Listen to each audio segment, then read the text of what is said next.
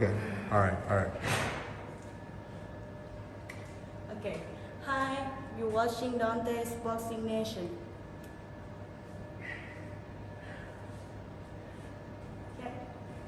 Good. Good. Good.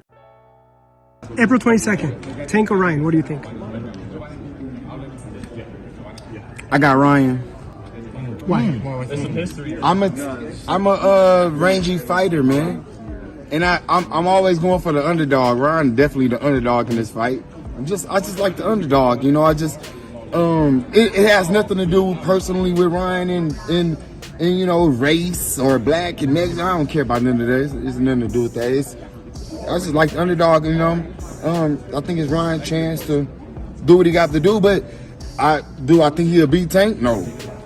But who you going for? Ryan. Dante's Boxing Nation, what's going on, guys? So that was Jermall Charlo saying that he's rooting for Ryan Garcia to win the fight, but he doesn't believe Ryan will win the fight, meaning he's picking Gervonta to win, but rooting for Ryan Garcia. At the end of the day, it's his prerogative. Now, Gervonta, he reacted to what Charlo said by just basically saying he's going to sleep.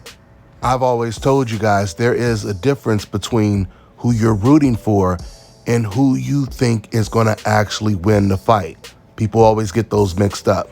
So in Jermall's case, his answer, it came off political. It came off as if he was trying to impress Mexican fans. So I do want to ask the Mexican fans, after Jermall Charlo just said that, will you guys be rooting for Jermall Charlo in his very next fight? Because he said that he's rooting for Ryan Garcia to beat Gervonta Tank Davis, when we all know Mexican fans, at least 99% of them, they hate Gervonta Tank Davis. If you go to any video on YouTube right now, look in the comment section, a video about Gervonta Tank Davis, and Gervonta gets the same type of comments about him that Devin Haney, Shakur Stevenson, Floyd Mayweather, and the rest of the fighters on the coincidental list receive. In fact, it's so ironic because Gervonta is more disrespected by the race fans than Devin Haney is. And once again, they claim they don't like Devin because they say he doesn't have any power. But yet, their disdain for Gervonta Tank Davis is even worse, simply because he knocks everyone out. This is Gervonta getting booed by a pro-Mexican crowd when he was watching a live fight, trying to quiet down the crowd. And remember, guys, this is after Davis had praised Canelo on numerous times. In fact, Gervonta even asked Canelo Alvarez to walk him to the ring, and Canelo turned him down.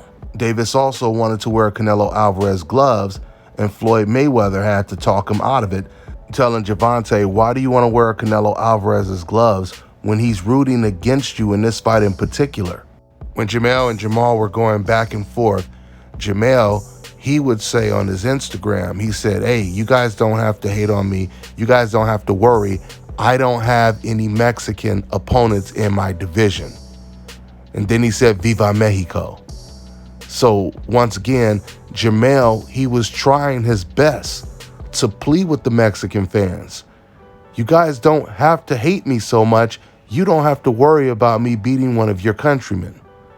And yet, even with him saying all of that, they still rooted against him when he fought against Castaño. And they're going to be rooting against him when he fights against Tim Tszyu as well. Because it was never about him just beating a Mexican fighter. Jermall Charlo, he used to always call out Canelo very aggressively back in the day. Because, you know, he's been calling out Canelo for like 8 years now. Well, before social media got as big as it is now, he aggressively called Canelo out. He called him out of his name. But once he started to see the type of reception he was getting from Canelo Alvarez fans on social media, then all of a sudden, he kind of changed it up.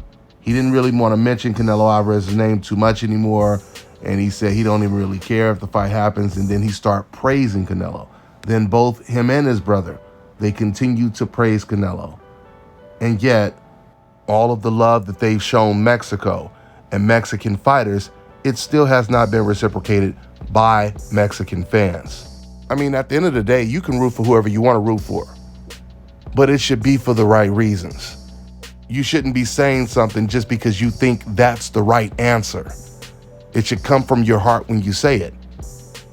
Who knows? Maybe it does when it comes to Jermall Charlo. All we know for sure is no matter what Jamal, Jamel, Javante, or anyone else on the coincidental list says, it will not change the way they feel about you. That's all I got for now, guys. I'm on to the next one. One of the most anticipated dog breedings has finally been confirmed. The pups from this pairing of Zeta and DMX will be born very soon. We are now accepting deposits. Our pups will come with ears cropped and a 2-year health guarantee. Get ahead of the pack on purchasing a puppy by contacting NWA Cane Corsos on Instagram at NWA Cane Corsos. Call or text 479-326-1603 with any questions. A guard dog is your first line of defense. These will be the right pups for the job. All right, now check this out, guys. If you're looking to repair eczema scars, burns and bruises, dark spots and blemishes, fever blisters, diabetic ulcers, this right here is the perfect product for you guys. It's called Elo Deki Face and Body Oil. Athletes and top-ranking boxers, they're also using it after training to reduce swelling, inflammation, and to ease the pain. So get yours today. Go to elodeki.com, like them on Facebook, and follow them on Instagram. Let me tell you guys about Issa Israel Law Firm. It is a full-service legal practice based in Denver, Colorado, an emerging hub for combat sports and high-altitude training. If you're a fighter inside or outside of the ring and you need a law firm you can trust to fight for you, visit thefighterfirm.com or email help@iilawfirm.com. Legal representation is usually limited to plaintiffs or defendants in Colorado, but iFirm can help anyone in the world with trademarking their business name, logos, and U.S. immigration issues. This brother has been my attorney for a while and helped guide me through all kinds of business and civil issues. So make sure you guys go to thefighterfirm.com.